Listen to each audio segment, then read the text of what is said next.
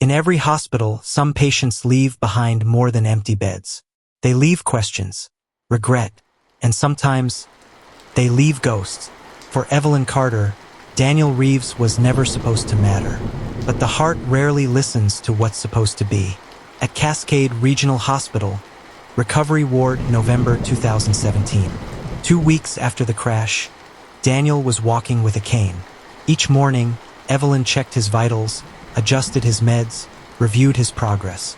But lately, the routine felt different. She lingered longer than she needed to. He smiled more than pain should allow.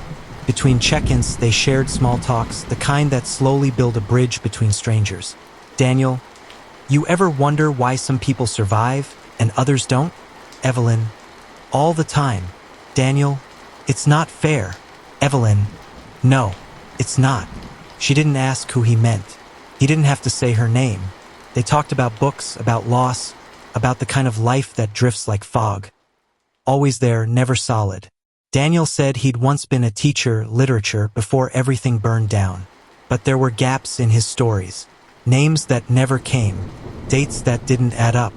Still, Evelyn didn't press. Some wounds, she thought, didn't need reopening. At the hospital cafeteria, midday, Tanya slid into the seat across from her, coffee in hand. Evie, you're glowing. What's his name? Evelyn blinked. What? You've had that look lately, the one you get when you've got a crush. Evelyn laughed. He's a patient. Aha, and patients leave. He's harmless. So was Ted Bundy. Evelyn rolled her eyes. Tanya, please. I'm serious, Evie. You've got a soft spot for lost causes. Just don't make him one. Evelyn nodded, pretending to agree, but her mind drifted back to room 12. To the way Daniel's eyes softened when he saw her. The way he said thank you like it meant more than it should.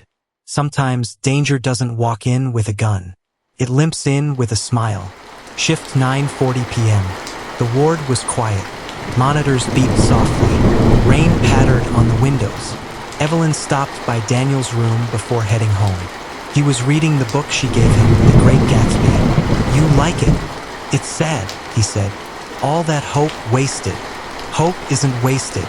It just hurts. He closed the book. You remind me of someone. Who? My wife. She used to believe in people too, even when she shouldn't. Evelyn smiled gently. That's not a bad thing. It is when it gets you burned. The lights flickered. A cold draft whispered through the hallway. Evelyn frowned.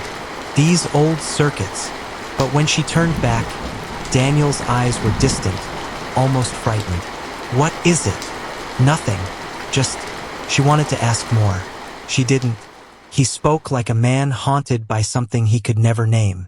And she listened like someone desperate to understand. November 21st, the discharge day. Daniel was ready to leave, cast on his leg, cane in hand. Evelyn helped him fill out the last forms. You have a place to stay? I'll figure it out.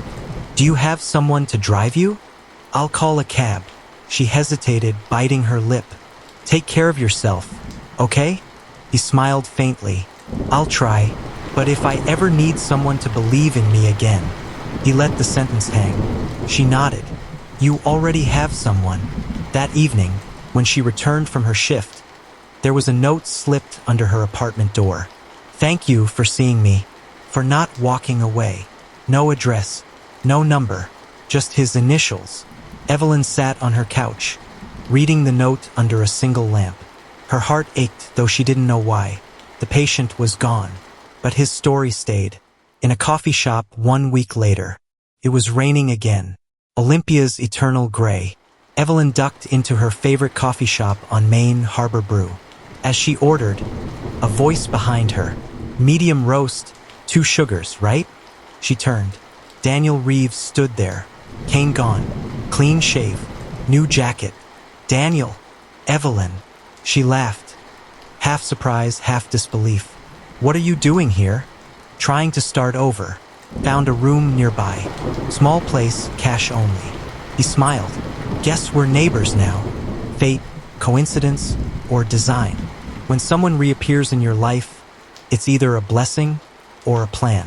They sat, talked, about books, about second chances, about what it meant to begin again. When he asked about her week, she realized he remembered every detail she'd shared. Her schedule, her hiking plans, her favorite coffee. It should have felt flattering. Instead, it felt familiar, like he'd been keeping track. Over the next few weeks, they met more often. Coffee, walks, dinner at quiet places. He never talked much about his past. Never mentioned family. Always paid in cash.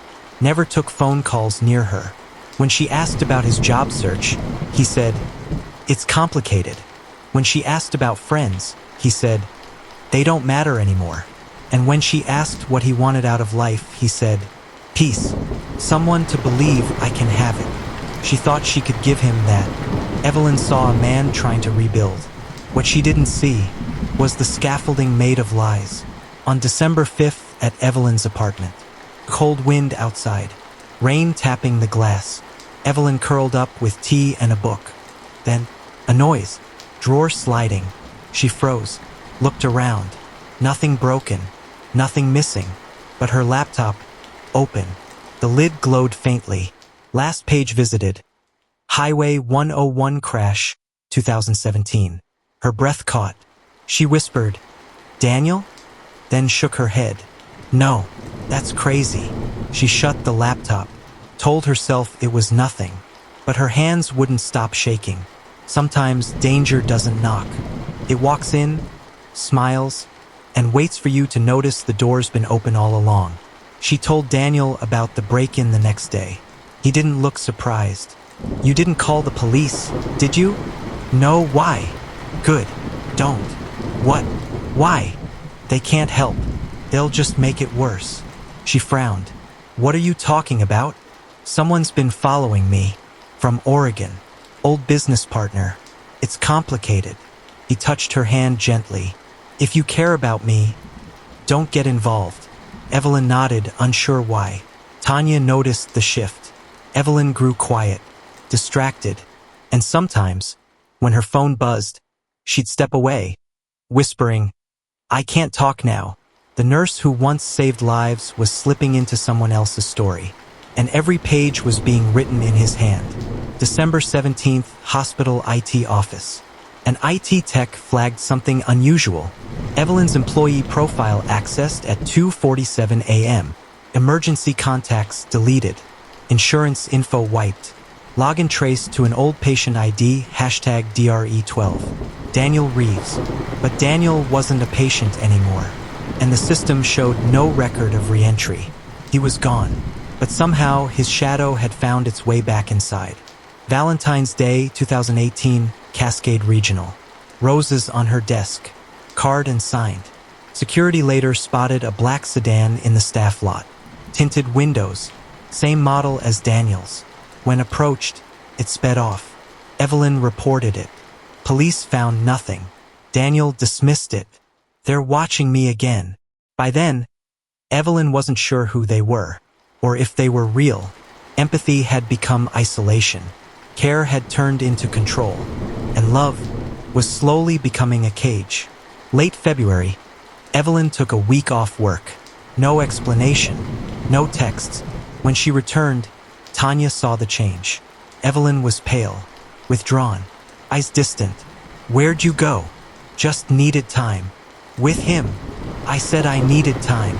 Tanya didn't ask again, but in her gut she knew something was wrong. Love makes us see what we want, and blinds us to everything else. Evelyn Carter thought she'd found a man worth saving. She didn't know she was already lost.